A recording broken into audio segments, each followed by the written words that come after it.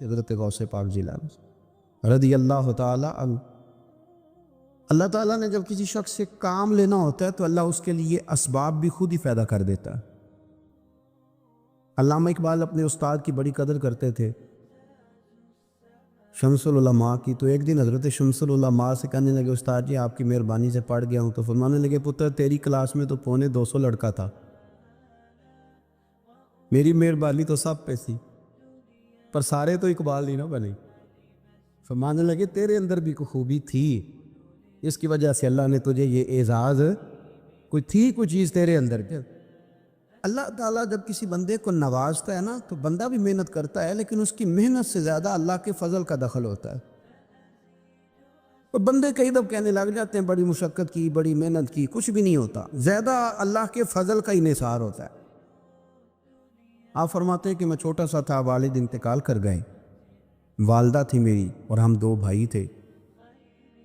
فرماتے ہیں بچے کھیلنے کے لیے نکلے تو میں بھی ان کے پیچھے کھیلنے نکل گئی۔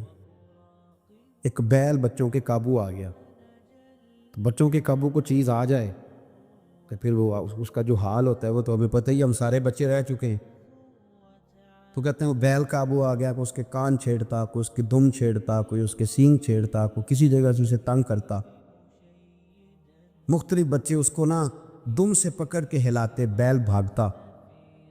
حضور غوث پاک فرماتے ہیں میں بھی آگے بڑھا، اور میں نے جب اس کی دم پکڑ کے ہلائی تو بیل نے میری طرف منہ کیا اور کہنے لگا عبد القادر تو نہ ایسے کر، بول کے کہنے لگا تو نہ ایسے کر، تجھے رب نے ان کاموں کے لیے پیدا نہیں فرمایا۔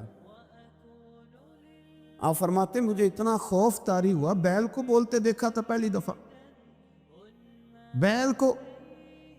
اب میرے سنی کو بھی دلیلوں کی ضرورت ہوتی ہے نا، دلیل نہ دیں، کسی بزرگ کی بات سنائیں تو سنی بھی تھوڑا تھوڑا دائیں بائیں دیکھتا ہے۔ یہ شور ایسا ہوا ہے نا، پراپوگنڈا ایسا ہے۔ میں حدیث پاک سنا دیتا ہوں۔ رسول کریم صلی اللہ تعالیٰ علیہ وآلہ وسلم فرماتے ہیں ایک شخص نے بیل پہ سواری کرنی تھی۔ بیل سواری کے لیے نہیں پیدا کیا، سواری کے لیے اونٹ ہیں، کھچر ہیں، گھوڑے ہیں، گدھے ہیں، بیل کھیتی باڑی کے لیے۔ اس شخص نے جب بیل پہ سواری کی تو بیل پیچھے مڑ کے دیکھنے لگا اور کہنے لگا یار تو بڑا بیوقوف ہے، بول کے کہنے لگا مجھے اللہ نے سواری کے لیے نہیں پیدا کیا، میرے سے وہ کام لے جس لیے میں پیدا کیا گیا ہوں۔ تو بندہ ڈر گیا، کہنے لگا بڑی حیرانگی والی بات نہیں کہ بیل بولتا ہے۔ تو بیل پھر بول پڑا، کہنے لگا اس سے بھی زیادہ حیرانگی والی بات ہے۔ اس نے کہا وہ کیا؟ کہنے لگے مدینے میں نبی پاک آ گئے ہیں اور تو نے ابھی تک کلمہ ہی نہیں پڑھا، یہ اس سے بھی زیادہ حیرانگی والی بات ہے۔ جامع المعجزات میں حدیث موجود ہے، حضور آ گئے اور تو نے کلمہ ہی نہیں پڑھا۔ وہ شخص کہتا ہے میں سر پٹ دوڑا، جب آ کے سامنے کھڑا ہوا تو حضور مسکرائے، فرمایا آجا پڑھ لے کلمہ، مجھے پتا ہے تجھے کس نے بھیجا ہے۔ اللہ والوں کی باتیں مان لیا کریں۔ میں بڑی ذمہ داری سے کہتا ہوں رب کریم کے کوئی بندوں کی بات کتاب و سنت کے خلاف نہیں ہوتی، وہی تو کتاب و سنت آگے پہنچانے والے ہو۔ تو حضور غوث پاک فرماتے ہیں میں وہ ڈر کے گھر آیا، جب گھر پہنچا تو میرے کانوں میں آواز آ رہی تھی لبیک اللہم لبیک لبیک لا شریک لک لبیک۔ فرماتے میں چھت پہ چڑھا اور میں نے جیلان میں اپنی چھت پہ کھڑے ہو کے دیکھا، تم حج کے دن تھے، میری سیدھی نظر میدان عرفات پہ گئی۔ تو میدان عرفات میں بیٹھ کے لبیک لبیک پڑھ رہے تھے۔ پہلے میں وہاں سے ڈر کے آیا، پھر چھت سے ڈر کے نیچے اترا، ماں کو ساری بات بتائی۔ تو کہتے میری ماں کہنے لگی بیٹے جب تو پیدا ہونے والا تھا تو مجھے بڑی بشارتیں ملی تھی۔ فرماتے ہیں ماں نے نا کھولا بکسا صندوق تو 80 دینار نکالے۔ فرمایا پتر تم 2 بھائی ہو اور تمہارا باپ کل جاگیری 80 دینار چھوڑ گیا، 80 40 تمہارے 40 تمہارے بھائی کی۔ فرمایا بیٹا ایک بات کا خیال رکھنا، میں عورت ہوں، تمہارا باپ کوئی نہیں، بھائی چھوٹا ہے، میں پیچھے نہیں آ سکتا، یہ 40 دینار لے جا اور جا بغداد چلا جا، جا کے تعلیم حاصل کر۔ بیٹے میں پہنچ نہیں سکتی، خیال رکھنا۔ غوث پاک فرماتے ہیں 12 سال میں نے تعلیم حاصل کی یارو، میں نے پتے بھی کھائے، اور خود آپ کا فرمان موجود ہے، فرماتے ہیں ایسی سختیاں بھی دیکھیں،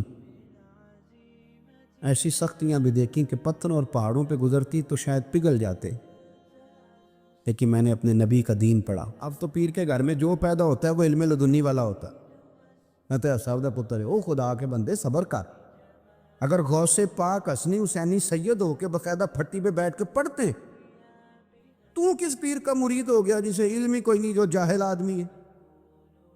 یہ ضروری ہے، علوم دینیاں ضروری ہیں، اس کے بغیر کام نہیں چلتا. اور غوث پاک رضی اللہ تعالیٰ عنہ کی آپ پوری زندگی پڑھ کے دیکھ لیں. غوث پاک تمام اولیاء کے امام ہیں، ساری زندگی. غوث اعظم سے کسی نے پوچھا آپ نے سب سے زیادہ دین کا کام کس طرح کیا، تو فرماتے ہیں تقریر کے ذریعے. ایک آدمی سے حضور غوث پاک ناراض ہو گئے، ایک شخص سے نکل جا میرے آستانے سے. دعا منگیا کرو سنگیو کہ مرشد نہ رس جاؤ، کہ جنہ دے پیر رس جانتے وہ جیوندے بھی وہ مرے ہی رہن. چل دوڑ جا، نکل جا. وہ کہتے ہیں میں 300 ولی کے پاس گیا،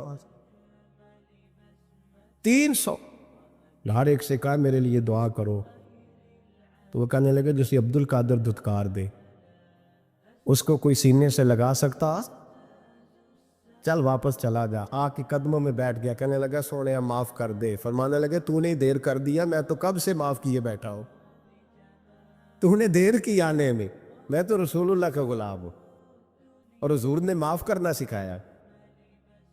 ہمیں کہا گیا تھا رو، لیکن رونا اللہ رسول کے لیے. ایک تو بندوں کے لیے نہیں رونا، اور ایک بندوں کے سامنے نہیں رونا. رونا ہے تو اللہ کے لیے، اس کے محبوب کی محبت کے لیے. اور چونکہ یہ معاملہ ہی اللہ رسول کے ساتھ ہے تو پھر بندوں کے سامنے کیا رونا. جب ان کے لیے رونا ہے تو پھر ان کی بارگاہ میں رونا ہے.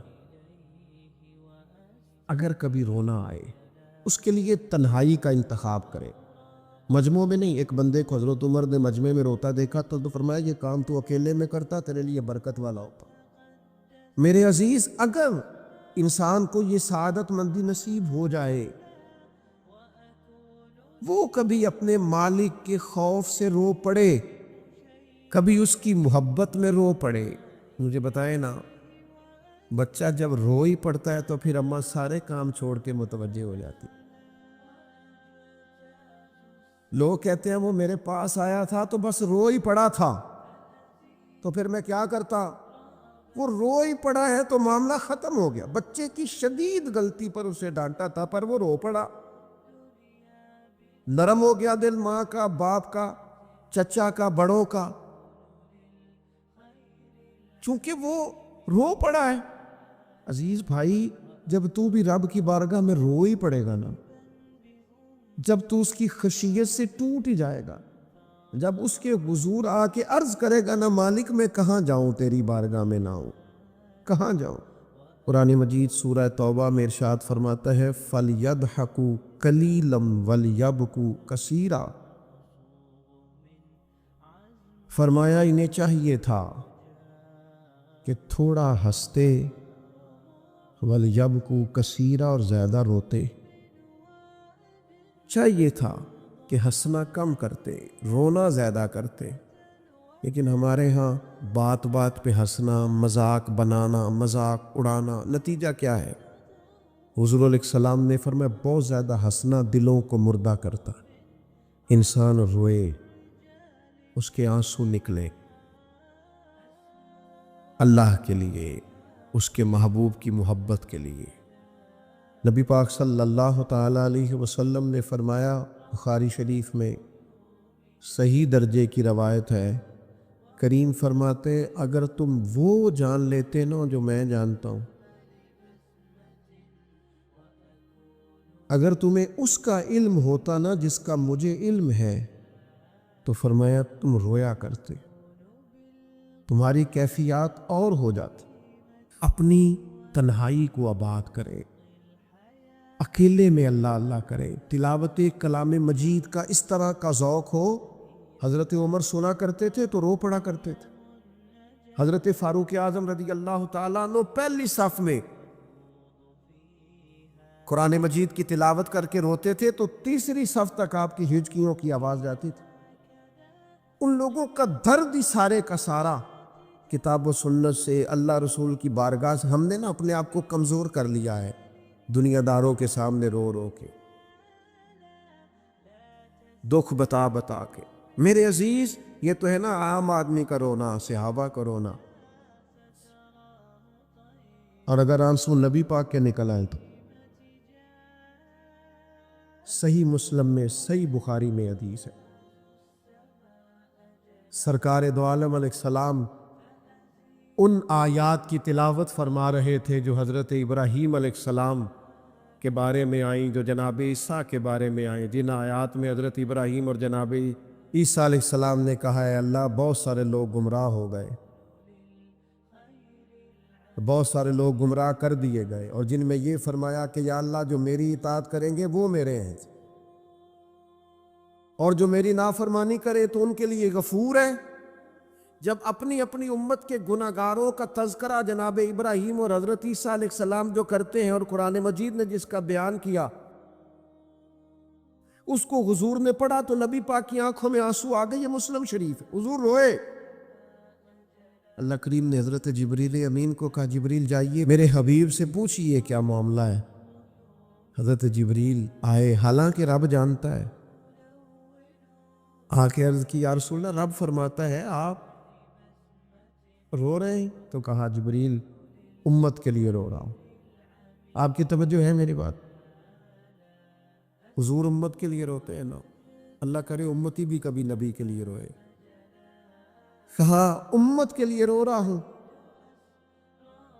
تو حضرت جبریل امین علیہ السلام دوبارہ عرض گزار ہوئے مالک آپ کے حبیب امت کے لیے رو رہے ہیں، تو فرمایا میرے حبیب سے کہہ دے وَلَسَوْفَ يُؤْتِيكَ رَبُّكَ فَتَرْضَىٰ، آپ کا رب آپ کو اتنا دے گا کہ آپ اپنے رب سے راضی ہو جائیں گے۔ اللہ آپ کو راضی کر دے گا، محبوب امت کے بارے میں پریشان نہیں کرے گا۔ حضرت حیثم بن مالک رضی اللہ تعالیٰ عنہ فرماتے ہیں نبی پاک علیہ السلام خطبہ دے رہے تھے، تقریر فرما رہے تھے، حضور کی باتیں دلوں کے میل کچیل اتارتی چلی جا رہی۔ فرماتے ایک شخص نبی پاک علیہ السلام کے سامنے بیٹھ کر حضور کی گفتگو سن رہے تھے، وہ رو پڑے، ساری گفتگو چھوڑ کے نبی پاک صلی اللہ تعالیٰ علیہ وسلم کی توجہ اس شخص کی طرف ہو گئی۔ ہوا کیا ہے؟ وہ تقریر سنتے، بات سنتے بس رو پڑے۔ تو نبی پاک علیہ السلام فرمانے لگے آج اگر وہ سارے مومن بھی یہاں موجود ہوتے جن کے گناہ پہاڑوں کے برابر وزنی ہوتے تو اس ایک بندے کے رونے کی وجہ سے اللہ سب کی بخشش فرما دیتا ہو۔ اور نبی پاک علیہ السلام فرمانے لگے یہ رویا ہے تو اس کے رونے پر فرشتے بھی روئے ہیں، اور فرشتے دعا کر رہے ہیں کہ اے اللہ یہ جو نہیں روتے نا ان کے حق میں ان کی سفارش قبول کر لے جو تیری بارگاہ میں روتے ہیں، جو تیرے حضور عرض گزار ہوتے ہیں ان کی سفارش قبول کر لے، ان کے حق میں قبول کر لے۔ بعض بندے رٹیاں رٹائیاں دعاواں کرتے ہیں، بس وہ ٹھیک ہے ہاتھ اٹھا دیے جو مولانا صاحب کہیں گے ہم بھی، وہ بڑے محب ہو کے دعا کرتے تھے۔ کسی نے ان سے کہا حضرت اتنی للہیت سے اور اتنی محویت سے اور اتنے ذوق سے دعا کیسے؟ فرمانے لگے میں نے اپنی بیوی سے طریقہ سیکھا ہے۔ کہتے بیوی سے سیکھا ہے دعا مانگنے کا طریقہ؟ حضرت وہ کیسے؟ فرمانے لگے اسے کوئی کام تھا مجھ سے، کوئی گھر کا خرچہ تھا، اس نے بتایا خرچہ، میں نے اسے کہا ابھی میرے پاس پیسے نہیں ہیں، آتے ہیں تو دوں گا۔ 2-4 دنوں کے بعد پھر اس نے کہا، میں نے کہا تھا گھر کے خرچے کے لیے کچھ پیسے، تو فرماتے ہیں میں نے کہا ابھی میرے پاس نہیں ہے، آتا ہوں تو دیتا۔ عورتوں کی عادت ہوتی ہے بار بار یاد کرانا، کہتے اس نے پھر یاد کرایا، اور میں نے گزارش کی تھی کچھ پیسے چاہیے، فرماتے مجھے غصہ آ گیا، میں نے کہا تو کیا روز ایک ہی بات کرتی ہے، تجھے کہا ہے نا ابھی پیسے نہیں ہیں، آتے ہیں تو دے دوں گا۔ ہر روز یاد کرانے کا کیا مطلب ہے؟ ایک ہی بات کا رٹا لگایا، پیسے چاہیے، پیسے ٹھیک ہے خرچ ہے آپ ٹھیک کہہ رہے پر ابھی نہیں میرے پاس۔ کہتے میں نے ڈانٹ دیا۔ سعادت مند خاتون تھی، حوصلے سے ڈانٹ برداشت کی، تو کہنے لگی غلطی ہو گئی، مجھے نہیں بار بار کہنا چاہیے تھا، آپ تو ناراض ہی ہو گئے، لیکن ایک بات یہ کہنی تھی کہ آپ ہی میرے شوہر ہیں، میں آپ سے نہ کہوں تو پھر کس سے جا کے کہوں؟ آپ سے ہی کہنا ہے نا میرے۔ آپ ہے نا میرے سر کے تاج، تو کس سے اور کہوں میں؟ اور کسی سے کہوں؟ شیخ فرماتے ہیں میرے ہاتھ میں کچھ چیز تھی، ہاتھ کانپا، وہ چیز گری، چھم چھم میرے آنسو ٹپکے، چھم چھم میں رو پڑا۔ تو خاتون کہنے لگی آپ کیوں روئے، کیا ہوا؟ تو فرمانے لگے مجھے تو رب سے مانگنے کا طریقہ تو نہیں سکھاتی، جب میں اس کی بارگاہ میں عرض کروں گا نا مالک بڑے دروازوں پہ گیا ہوں کوئی نہیں میری سنتا، بڑے درد کے ساتھ میں نے کہا ہے پر فریاد کو کوئی نہیں پہنچا، اے اللہ تو ہی میرا رب ہے، پھر تجھے نہ کہوں تو کس کی بارگاہ میں جا کے کہوں؟ نبی پاک صلی اللہ تعالی علیہ وسلم نے فرمایا دو آنکھیں دوزخ میں نہیں جائیں گی۔ یا رسول اللہ صلی اللہ علیہ وسلم اتنا کرم، وہ دو آنکھیں کون سی ہیں؟ فرمایا ایک وہ جو اللہ کی راہ میں رات جاگتی رہی، کسی سرحد پر پہرا دیا، کوئی ڈیوٹی کی، کوئی خدمت کی، راہ خدا میں جو آنکھیں بیدار رہی راہ خدا میں، دوزخ میں نہیں جائیں گی۔ اور دوسرا فرمایا جو رب کی یاد میں رو پڑی، جس سے خشیت آئی، جو ڈر گیا، پر ڈرا اللہ کے، آنسو فار سیل نہ ہو، کوئی اداکاری کا ماحول نہ بنائے، وہ اس طرح نہ ہو رو رو کے دعا، رقت انگیز دعا، اور فلاں کیا بات، فلاں کے بڑا رلایا اور فلاں میں بڑا درد تھا اور فلاں کے آنسو نکل آئے اور پیر صاحب قبلہ رو ہی پڑے۔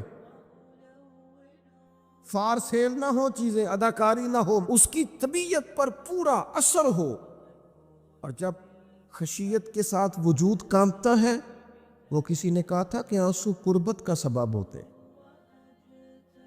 جب آپ کی روح کسی کی روح سے ملتی ہے تب آنسو نکلتے، جب تو اللہ سے پورا جڑ جاتا ہے نا،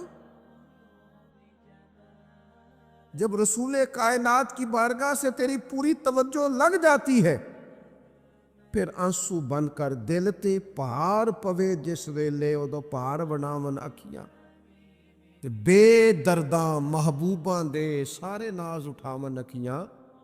تمہیں پتہ ہے فلسطین کی بیٹیاں بھی سیدہ خدیجۃ الکبریٰ کی بیٹیاں ہیں، وہ مومنوں کی مائیں ہیں تو ان کی بھی تو مائیں ہیں نا۔ فلسطین کی بہنیں بھی صبح قیامت حضرت فاطمہ کے پلو میں پناہ لے گی۔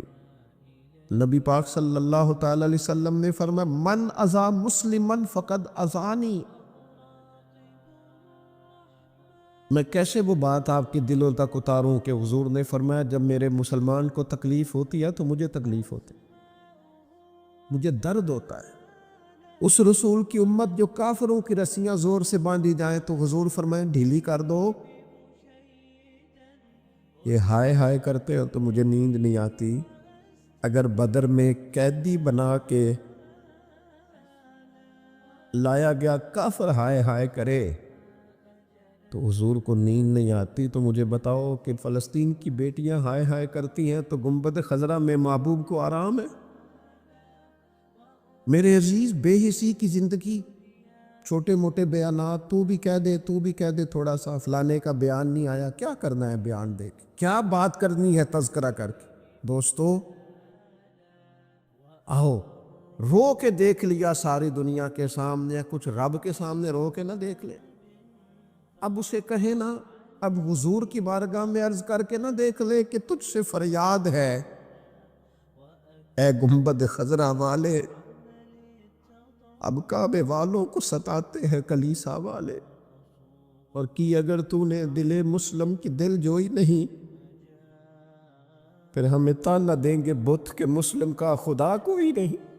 اب اللہ رسول کی بارگاہ کی طرف رجوع نہ کر لیں، اب چھوڑ نہ دیں سیاستدانوں کے گلے، اب چھوڑ نہ دیں دنیا اقوام متحدہ کی بات اور سلامتی کونسل کی بات، اب اپنے اللہ کی جانب رجوع نہ کریں۔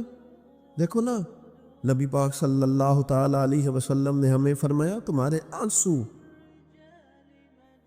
قدر والے ہیں، رب رسول کی بارگاہ میں بہانا، ان کو ضائع نہ کرنا۔ عزیز بھائیو، یہ آنسو جو اللہ رسول کی بارگاہ کی طرف بہتے ہیں، یہ اللہ کی رحمت کو متوجہ کرتے، یہ مالک کریم کے کرم کو مائل کرتے، ہمارا مسلح آباد ہونا چاہیے. وہ مجھے ایک دوست کہنے لگے صرف دعا کریں فلسطین کے لیے. آپ نے کہا جم کے دعا کریں. صرف دعا کرنے سے کیا ہوتا ہے؟ میں نے کہا دعا کرنے سے پہاڑ ہل جاتے ہیں اپنی جگہ سے. میرے رسول پاک رات کو دعا کریں تو صبح فاروق اعظم جیسے لوگ آ جاتے ہیں دین اسلام. نبی پاک علیہ السلام رات دعا کریں نا، دعا، اور بدر کی رات حضور دعا کریں تو اللہ 7,000 فرشتوں کو بھیج دیتا ہے مسلمانوں کی مدد کے لیے. صحابہ فرماتے ہیں میدان بدر میں ہم کسی کو قتل کرنا چاہتے تھے لیکن اس کی گردن پہلے سے کٹ کے گر جاتی تھی، فرشتے آئے ہوئے تھے. آج ہمارے ساتھ اللہ کی مدد ناراض ہو گئی ہے، ہم سے رب کی مدد ناراض ہے. ہماری مجموعی غلطیاں، قومی کوتاہیاں، بددیانتیاں، رشوت خوریاں، ہمارے جھوٹ، ہماری بد اخلاقیاں، مجموعی طور پر سوسائٹی کی مادہ پرستی، اخلاقی رویوں کی گراوٹ، لوٹنا، اپنا حصہ وصول کرنا، جگہ جگہ پہ کمیشن مقرر کرنے، ہر شخص کا ذات کے لیے سوچنا، اللہ کی مدد پھر روٹ جایا کرتی ہے، ناراض ہو جایا کرتی ہے. سب سے ضروری کام یہ ہے، سب سے ضروری کام کہ اللہ کی مدد شامل ہو. وہ کسی نے کہا تھا کہ درد اگرچہ جان گزل ہے، کیا کرو دل ہے. غم عشق کا در نہ ہوتا تو غم روزگار ہوتا. چلو عشق کا غم نہ صحیح، روزی روٹی کا ہی صحیح، دل میں غم ضرور رہتا ہے. کوئی نہ کوئی طلب انسان کی طبیعت میں، دل میں چاہت ہمیشہ موجود رہتی ہے. کچھ لوگ اس بات کو مانتے ہیں، کچھ نہیں مانتے. کچھ لوگ شہرت سے پیار کرتے ہیں، ماننے کو تیار نہیں ہوتے. کہہ دیا جائے نا کہ میں وہاں بھی گیا تھا، لوگ آپ کا ذکر کر رہے تھے تو ان کا دل ٹھنڈا ہو جاتا ہے. کچھ لوگ تعریف سے محبت کرتے ہیں، اللہ معاف کرے جب تک کوئی 2-4 لوگ خوش آمد نہ کریں ان کی طبیعت ٹھیک ہی نہیں رہتی ہے. کچھ لوگ اللہ ماشاءاللہ پیسوں سے پیار کرتے ہیں، پیسے نہ ہو تو بیمار سے لگتے ہیں، اور جیب بھری ہو تو صحت بھی ان کی. ہم مختلف چاہتوں، مختلف محبتوں میں گرفتار ہوتے ہیں. بعض محبتیں بڑا نقصان کرتی ہیں، انسان کے باطن کو اجاڑ دیتی ہیں، اس کی روح کو میلا کچیلا کر دیتی ہیں، اس کے روحانی مسائل میں نہایت نقصان دہ ثابت ہوتی ہیں. نبی پاک صلی اللہ تعالی علیہ وسلم کی حدیث، اس پر نبی پاک علیہ السلام نے فرمایا دنیا کی محبت یعنی ہرس کے ساتھ ہو، لالچ کے ساتھ ہو، جائز ناجائز کی پرواہ کے بغیر ہو، دنیا کی محبت، مال دنیا کی محبت، حضور فرماتے ہیں یہ ہر برائی کی جڑ ہے. جب کسی شخص کو پیار ہو جائے کہ میں نے پیسے جمع کرنے ہیں، دولت اکٹھی کرنی ہے، مال ہی جمع کرنے ہیں، جب اس کا یہ ذہن بن جائے تو پھر وہ کسی چیز کی پرواہ نہیں کرتا. اسے حقوق ضائع ہوتے نظر آئیں تو ہوتے رہیں، یتیموں کا مال ہے کہ غریبوں کا مال ہے کہ زکوٰۃ کا مال ہے کہ خیرات کا مال ہے کہ کس چیز کا مال ہے، کسی شرعی پابندی کا لوگ خیال نہیں کرتے. غلبہ جو کر گئی دنیا کی محبت. یہ دنیا کی محبت جس طرح ہر بیماری کی جڑ ہے، نقصان کرتی ہے. ہمیں اپنے آپ سے پوچھنا چاہیے، سوال کرنا چاہیے کہ دل کیا چاہتا ہے دراصل. یہ سینے میں ہے، دھڑکتا ہے تو بنیادی طور پر صبح سے شام تک اس کی طلب کیا ہے، اس کی چاہت کیا ہے، یہ ہمیں دیکھنا چاہیے نا. جس طرح دنیا کی محبت تباہی پیدا کرتی ہے نا، اسی طرح اگر محبت ہو جائے نا اللہ رسول سے، رب رسول سے ہو جائے پیار تو بھوک بھی بڑا ہی مزہ دیتی ہے. اللہ رسول سے ہو جائے پیار تو ان کی طرف سے آنے والے سکھ جتنی لذت دیتے ہیں، دکھ بھی اتنا ہی مزہ دیتے ہیں. اور درویش کہتے ہیں دکھ قبول محمد بخشا، بس راضی رہن پیارے. پھر وہ تکلیفیں، وہ آزمائشیں، وہ پریشانیاں، وہ غربتیں، وہ وقتی طور پر لوگوں کے تانے، وہ تنقید، وہ طنز، وہ پھپتی، یہ ساری چیزیں مزیدار ہو جاتی. محبت اللہ رسول سے ہو. ہم نے اپنی طبیعتوں میں چاہت کی، رب رسول کی محبت کی وہ خاص لذت نہیں پیدا کرتے جو ہونی چاہیے. محافل بھی ہوتی ہیں، روزے بھی آتے ہیں، حج بھی ہوتے ہیں، عمرے بھی ہوتے ہیں، لیکن حج عمرہ اللہ رسول کے لیے ہے کہ فوٹو کے لیے؟ محفل اللہ رسول کے لیے یا فرنٹ سیٹ کے لیے؟ رب رسول کی تعریف ہوگی یا 15-20 لوگوں کی لسٹ پہلے پڑھ کے سنائی جائے گی کہ فلانا بھی مہمان خصوصی ہے، فلانے کی زیر نگرانی ہے، فلانا بھی آیا ہے، فلانے بھی کہا تھا کہ ذرا بھائی. جب تک اس میں غلبہ، یہ ایک بڑی سادی سی بات ہے اور یہ اہم سبق ہے. دل سے پوچھ لیں پیار کسے کرتا ہے؟